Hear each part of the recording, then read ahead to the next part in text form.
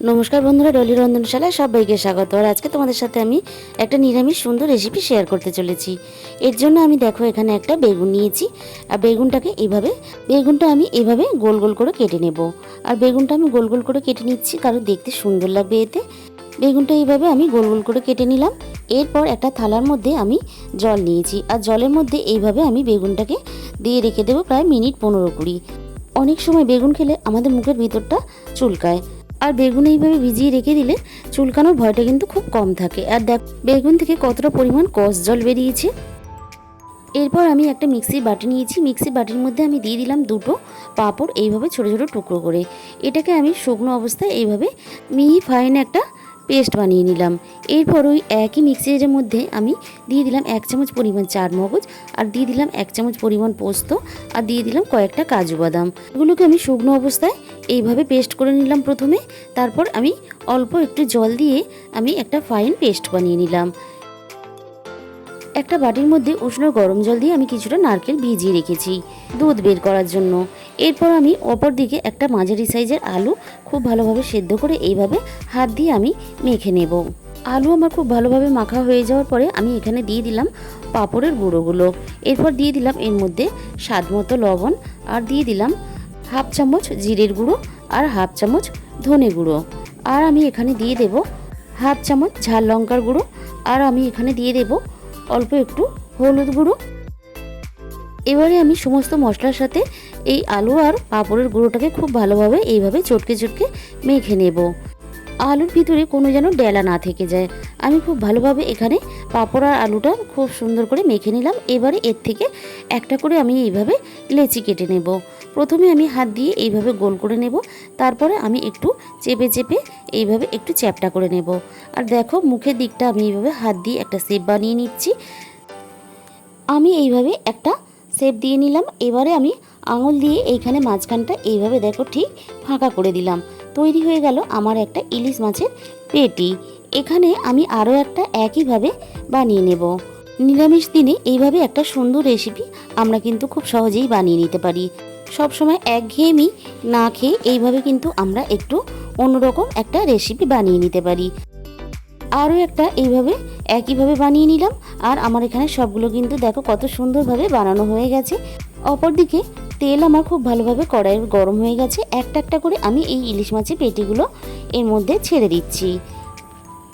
একটা সাইড খুব ভালোভাবে হয়ে যাওয়ার পরে আমি দেখো একটা একটা করে এইভাবে উল্টে পাল্টে আর একটা সাইড ভেজে নেব। সবকটাই আমি একইভাবে এইভাবে ভেজে নেব। আর এইটা ভাজার সময় তোমরা কিন্তু গ্যাসের ফ্লেমটা মিডিয়ামে রাখবে, তা না হলে কিন্তু উপর থেকে খুব তাড়াতাড়ি হয়ে যাবে, ভিতরটা সেইভাবে ভাজা হবে না। আমার সবগুলো একইভাবে ভাজা হয়ে গেছে। আমি সবগুলোকে এবার তেলে থেকে তুলে নেব।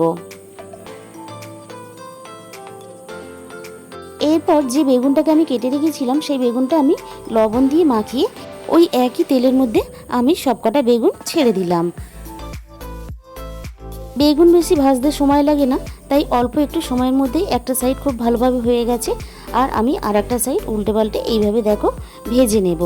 সবগুলো আমি একইভাবে উল্টে পাল্টে ভেজে নিলাম এখানে। আর দেখো এবার আমি এগুলোকে তুলে নেব। আর বেগুনটা ভাজার সময় আমি এখানে হলুদ দিইনি, তার কারণ বেগুনটা হলুদ দিলে তাহলে কিন্তু তরকারির সৌন্দর্যটা নষ্ট হয়ে যেত। আমার সবকটা বেগুন তোলা হয়ে গেছে ভালোভাবে ভেজে। এরপরে ওই একই তেলের মধ্যে আমি দিয়ে দিলাম আদা, কাঁচা লঙ্কা ও টমেটো বাটা। স্বাদ অনুযায়ী এখানে আমি কিন্তু কাঁচা লঙ্কাটা ব্যবহার করেছি, আমি এখানে গুঁড়ো লঙ্কার ব্যবহার করব না। খুব ভালোভাবে কষানো হয়ে গেছে, কাঁচা গন্ধটাও চলে গেছে। এর মধ্যে আমি দিয়ে দিলাম অল্প পরিমাণ জল যাতে মশলাটা না পুড়ে যায়।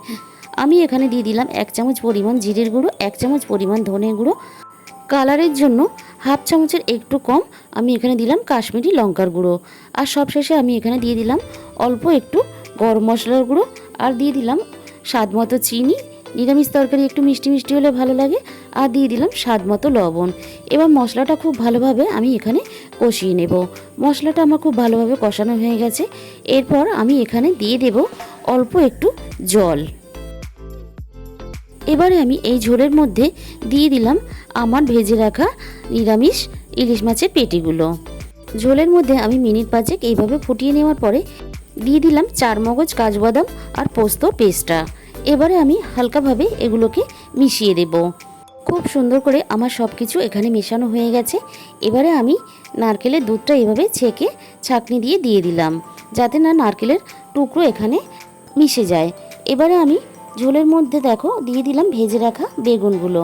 ভেজে রাখা বেগুনগুলো দেওয়ার পরে আমি হালকাভাবে এইভাবে ঝোলের মধ্যে বেগুনটা উল্টে পাল্টে মশলার সাথে মিশিয়ে দেব।